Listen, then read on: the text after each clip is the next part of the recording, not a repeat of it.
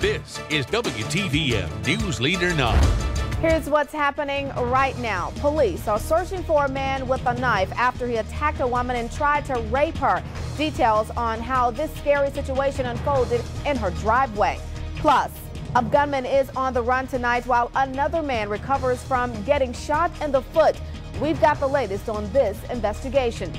And a company executive faces suspension and federal charges for allegedly slapping a screaming child on an Atlanta flight. Find out how other passengers reacted aboard Flight 721. Good evening, everyone, and thanks for joining us tonight. I'm Rosalind Giles. We begin tonight with a Columbus woman who was attacked by a stranger in her own driveway, and she says the man tried to rape her.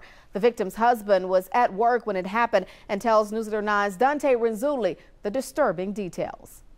A home on 14th Avenue in Columbus was the scene of a cold-blooded attack on a woman who was placing trash outside her back door. We're not identifying the victim or her husband to protect her identity, but it happened only a block away from Jordan Vocational School. When you come out of your house, you better be looking around the corner, because she walked out like it was normal, everyday business, turned around, put the garbage in, and boom, pulled off in the corner where nobody can see. I'm just glad she's alive. The victim says a man was hiding behind her car, which was parked alongside her house. As she turned to go to her trash can, he grabbed her shirt from behind and pulled it over her head. He then dragged her behind the vehicle and, as the victim put it, tried to cut off her right breast with a knife. He then pulled off her pants and wrapped them around her neck to choke her. That is when she lost consciousness. He cut her bad, about almost a 2-inch gash. And she was out here for almost 2 hours, apparently, and one of the neighbors, she had crawled out toward the street, and one of the neighbors was going to work and saw her there and called 911. Police arrived immediately afterward and searched the house, but the man was not inside. The victim's husband believes his wife was targeted by someone who observed them secretly over a period of time. We are creatures of habit, you know. We do the same things all the time. All they have to do is watch for a couple of days. They pick up on your patterns and go, oh, now you can lay a plan against them. Because so many people come by here, I don't know. Yeah. I couldn't even speculate. He advises everyone to be aware of their surroundings, eliminate blind spots around the home, and change predictable behaviors because this type of crime could happen to anyone.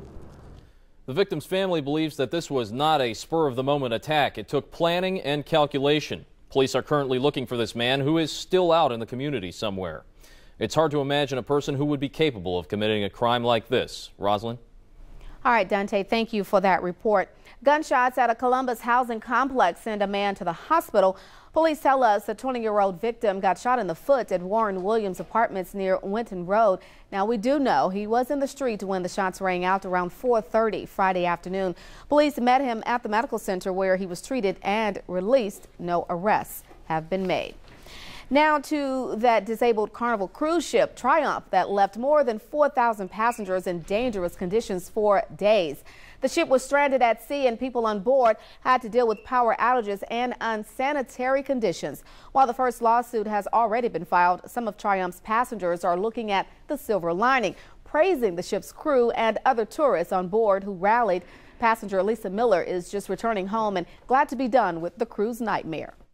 It's been a rough one, but oh my God, it's so good to be over now. I don't even know. An investigation with the NTSB is underway already for what went wrong on Triumph. Passengers are being offered $500, a full refund for the trip, and a credit for another cruise.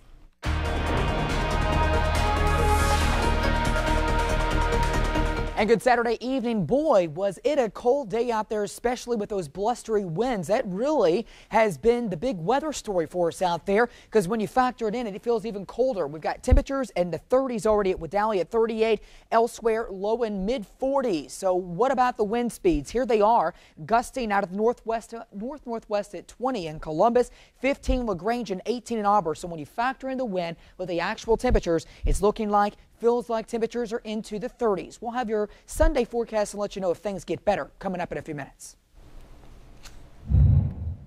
All right, Justin, thank you. Now, if there's one sure way to cause a disturbance on an airplane, it is to use a racial slur and slap a toddler. That's what police accused this Idaho man of doing. Investigators say Joe Hundley directed a racial slur at a 2-year-old boy. The boy was crying as the Delta Airlines flight approached Atlanta's airport on Friday. Other passengers rushed to help the mother, including a man who was 12 rows in front of her. The FBI is charging Hundley with simple assault. He is the president of Unitech Composites and Structures of Idaho. Starting today, people with pre-existing conditions won't be able to sign up for health coverage under a federally run plan. The pre-existing condition insurance plan suspends new enrollments into its program today until further notice. Now, PCIP was created as a transitional program ahead of the 2014 implementation of the Affordable Care Act. More than 100,000 people nationwide enrolled in the program. For now, they will continue to be covered. A Georgia family out of Winder is paying a full recovery for their son, Tripp Halstead. Tripp was critically injured when a large tree branch fell on his head in October. And after multiple surgeries, he was supposed to go home Friday, but doctors gave his parents the bad news that he is now battling bacterial meningitis.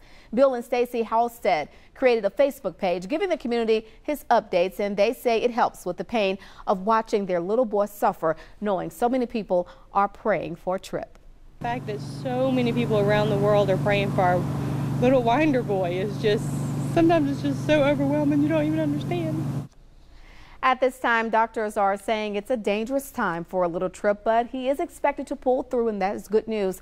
And with over 200,000 likes on Facebook, the Halsteads can update everyone on his condition at the Tripp Halstead page. The National Civil War Museum on Victory Drive presented a special Black History Month program today. The event centered around the personal stories of African Americans who served in the Navy for both the Union and Confederacy. The museum also features year-round exhibits and houses the remains of ships that battled across waterways 150 years ago.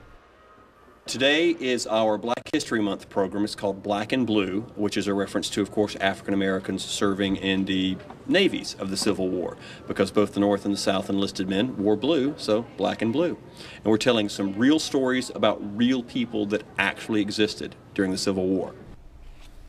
African American servicemen made up of about 20% of the U.S. Navy at that time, and many of them won medals for their heroic acts. Coming up on News Leader 9 at 6, more on the Blade Runner Oscar Pistorius, who is charged with the murder of his girlfriend. Quite a fall from grace for the athlete who just 6 months ago inspired the world with his performance at the Summer Olympics. Plus, after Pope Benedict XVI's surprise resignation, the Vatican plans on choosing a new pope sooner than we expect.